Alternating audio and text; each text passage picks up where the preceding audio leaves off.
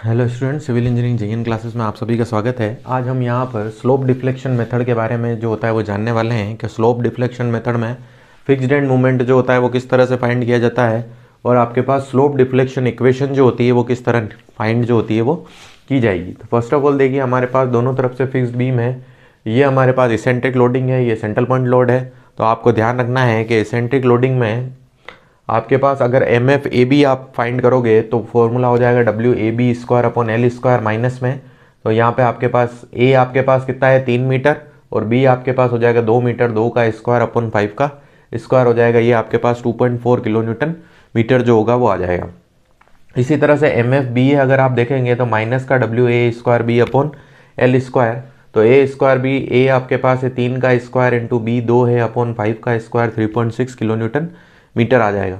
इसी तरह से एम एफ बी सी देखेंगे तो आप माइनस का डब्ल्यू एल बाई 8 है। अगर सेंट्रल पॉइंट लोड है तो फिक्स्ड एंड मूवमेंट का फॉर्मूला जो होगा वो क्या हो जाएगा, माइनस का डब्ल्यू एल बाई 8 हो जाएगा। तो माइनस डब्ल्यू एल बाई 8 अगर हम करेंगे तो माइनस का 5 किलो न्यूटन मीटर आएगा, प्लस का डब्ल्यू एल बाई 8 करेंगे तो आपके पास प्लस का 5 किलो न्यूटन मीटर जो होगा वो आ जाएगा। अब स्लोप डिफ्लेक्शन इक्वेशन बनाते समय अपन को क्या ध्यान रखना है, सबसे पहले ए बी की आप इक्वेशन बना रहे हो तो किस तरह से बनेगी, 2 बाई एल 2 थीटा है। यहाँ पर ए आगे आ रहा है तो यहाँ पे 2 किससे मल्टीप्लाई होगा, थीटा ए से। 2 theta A plus theta B 3 del by L plus M F A B. 3 del by L तभी यूज़ करना है जब सिंक वाले सवाल या फिर स्वे वाले सवाल जो होते हैं वो आते हैं।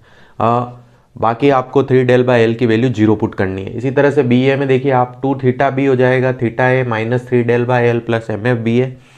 बी सी में आप देखोगे तो 2 theta B theta C 3 del by L M F B C. C B में आप देखोगे तो 2 थीटा सी थीटा बी और एम एफ सी बी जो होगा वो आपका हो जाएगा। तो इस तरह से फिक्स्ड एंड मूवमेंट और स्लोप डिफ्लेक्शन इक्वेशन जो होती है वो कैसे निकाली जाती है स्लोप डिफ्लेक्शन मेथड में।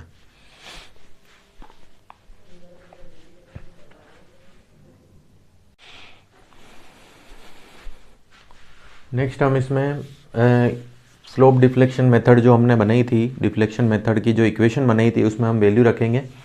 अब आप देखिए इक्वेशन हमने बनाई थी 2 EI by L 2 theta A plus theta B minus 3 del by L plus M F A B, यही बनाई थी इक्वेशन। एल आपके पास देखिए ए बी का स्पान कितना है आपका 5 मीटर, तो यहाँ पे 5 मीटर रख देंगे।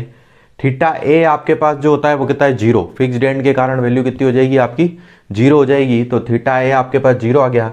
यहाँ पे एम एफ ए बी की वैल्यू रख देंगे तो ये वैल्यू आपके पास फर्स्ट इक्वेशन आ गई। इसी तरह से यहाँ पे देखिए बी ए की जब इक्वेशन बनाएंगे 3 डेल बाई एल, अपन ने जो होता है वो पहले भी कहा था कि अगर आपके पास दो चीज़ों में आपको जीरो करना है, एक तो जब आपके पास फिक्स्ड एंड हो तब आपको जीरो करना है, और दूसरा जब आपके पास फिर सिंक या फिर स्वे वाली कंडीशन जो होता है वो ना हो तो आपको 3 डेल बाई एल जो होता है वो जीरो करना है, ये आपको याद रखना है।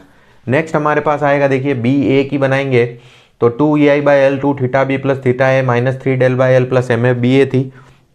इसमें भी देखिए ए फिक्स्ड एंड के कारण जीरो हो जाएगा, 3 डेल बाई एल हमको रखना ही नहीं है, जीरो हो जाएगा प्लस 3.6, तो हमारे पास बी ए आ जाएगी। इसी तरह से बी सी की इक्वेशन बनाएंगे 2 EI बाई एल फिर 2 theta B plus theta C minus 3 del by L plus M F B C.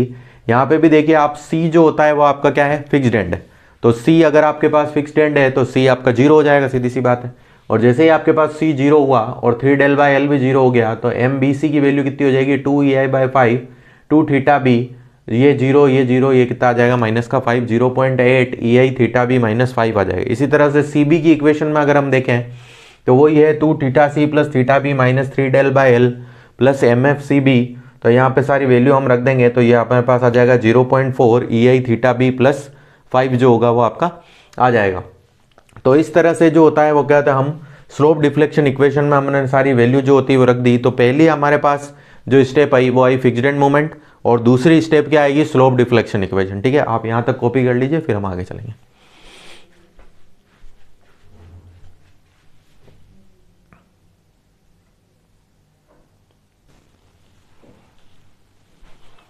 Next step हमारे पास आएगी इक्विलिब्रियम इक्वेशन। इक्विलिब्रियम इक्वेशन का मतलब जो होता है वो क्या होता है कि भाई जो सेंटर वाला जो पॉइंट है आपके वो किन दो पॉइंट जो सपोर्ट वाले पॉइंट से या फिर इंटरमीडिएट पॉइंट से कनेक्ट है, कितने पॉइंट से कनेक्ट है।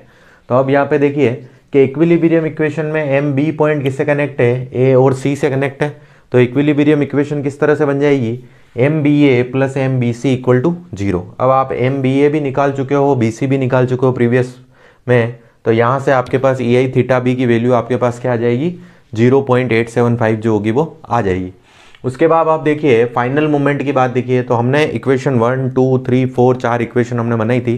तो A B B A B C C B, ठीक है, उन चारों इक्वेशन में आपको बस ई आई थीटा बी की वैल्यू रखनी है। देखिए फर्स्ट इक्वेशन थी आपके पास 0.4 E I theta B minus 2.4, तो वहाँ पर ई आई थीटा बी की वैल्यू रख दी 2.05 आ जाएगा।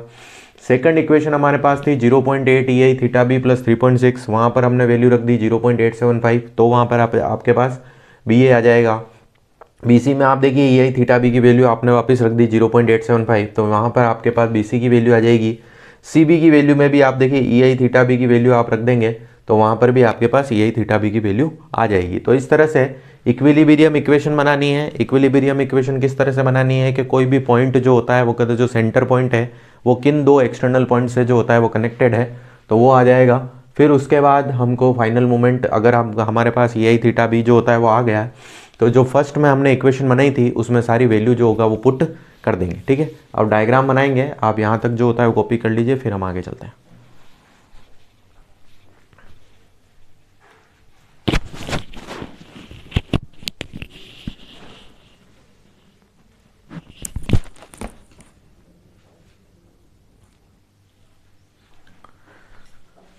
नेक्स्ट हम लास्ट स्टेप जो होता है वो कहते देखेंगे कि सबसे पहले मूवमेंट ड्यू टू लोड जो होता है वो बनाएंगे। तो देखिए यहाँ पर इसेंट्रिक लोडिंग है 3 मीटर और 2 मीटर, मतलब इसेंट्रिक लोडिंग। इसेंट्रिक लोडिंग में फॉर्मूला हमारे पास क्या हो जाएगा, W A B by L, ये हमने S F D B M D में काफ़ी बार करा है। W A B by L हमारे पास कितना आ जाएगा, 6 किलो न्यूटन मीटर। इसी तरह से एम बी सी में सेंट्रल पॉइंट लोड है, तो डब्ल्यू एल बाई फोर हमारा कितना आ जाएगा, 10 किलो न्यूटन मीटर जो होगा वो आ जाएगा। डायग्राम बनाएंगे, देखिए 6 ये आ गया, 10 आपके पास दोनों ट्राइंगल ही बनेंगे, एक इसेंट्रिक ट्राइंगल है और एक सेंट्रल ट्राइंगल है। फिर उसके बाद दूसरी बात जो होगा वो हमारे पास ए बी की वैल्यू हमारे पास 2.05 आई है, बी ए और बी सी की वैल्यू 4.30 आई है, और सी बी की वैल्यू 5.35 जो होती है वो आई है। तो इस तरह से हमने जो होता है वो कहते हैं डायग्राम में मूवमेंट को जो होता है वो शो कर दिया, ठीक है। लेक्चर को जो होता है ज़्यादा से ज़्यादा लाइक शेयर और सब्सक्राइब करें, ठीक है। और अगर इस लेक्चर में जो होता है वो कहते हैं कोई भी प्रॉब्लम है तो आप नीचे कमेंट सेक्शन में कमेंट करके बता सकते हैं। Thank you.